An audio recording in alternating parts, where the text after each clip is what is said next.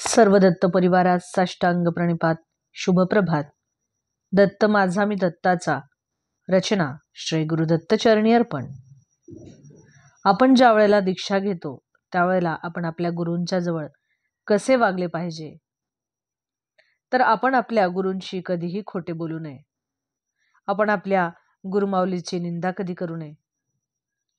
आपण आपले बोलणे बरोबर नाही, असत्य आहे, अशा प्रकारचे कुठलेही शब्द आपल्या तोंडात त्यांच्यासमोर येऊ नये. आपल्या गुरूंच्या समोर आपण वेगळी पूजा करू नये. आपण फार बोलू नये. आपण आपल्या गुरूंची निंदा करू नये. आपण आपली मर्यादा सोडून वागू नये. आपण आपल्या गुरूंची आज्ञा मोडू नये. गुरूंना आपण प्रत्युत्तर देणे टाळावे. आपल्या गुरूंना आपण जे केल्याने आवडणार नाही असे कुठलेही कार्य आपण करू नये. गुरु कार्य करताना त्यामध्ये कधीही आपण आळस करू नये. गुरु कार्य करताना आपल्याला कधीही आपल्या मनात त्याबद्दल द्वेष राग नसावा. आपण जेव्हा आपल्या गुरूंशी बोलत असू तेव्हा कधीही आपली नजर ही गुरूंच्या नजरेला भिडवून बोलू नये. गुरुचरणांना नमस्कार केल्याशिवाय आपण त्यांना ओलांडून पुढे जाऊ नये. आपण गुरु केल्यानंतर आपल्या जातीचा किंवा आपल्या आश्रमाचा किंवा आपल्या संपत्तीचा आपल्याला अभिमान असू नये. आपण कधीही आपल्या गुरूंची आज्ञा मोडू नये. आपल्या गुरूंचे कुठल्याही प्रकारचे वस्त्र, त्यांचे अलंकार, पादुका, आसन, अंथरूण इत्यादी कुठल्याही किंवा गुरूंचे चित्र असेल तर आपण अशा गोष्टीला, गुरूंच्या गोष्टीला आपण स्पर्श करून वंदन करायला हवे. आपण जेव्हा दीक्षा घेतो तेव्हा आपल्या गुरूंच्या समोर आपण प्रभुत्व दाखवणारे भाषण कधीही करू नये.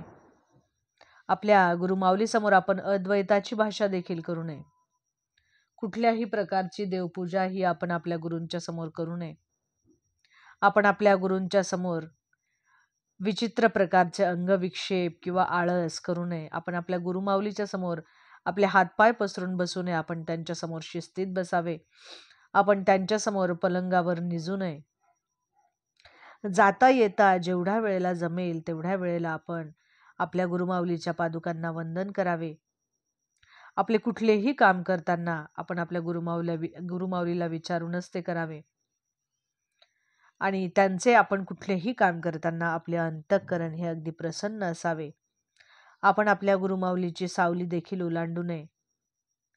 त्यांच्या पुढून आपण त्यांना नमस्कार न करता तसेच जाऊ नये.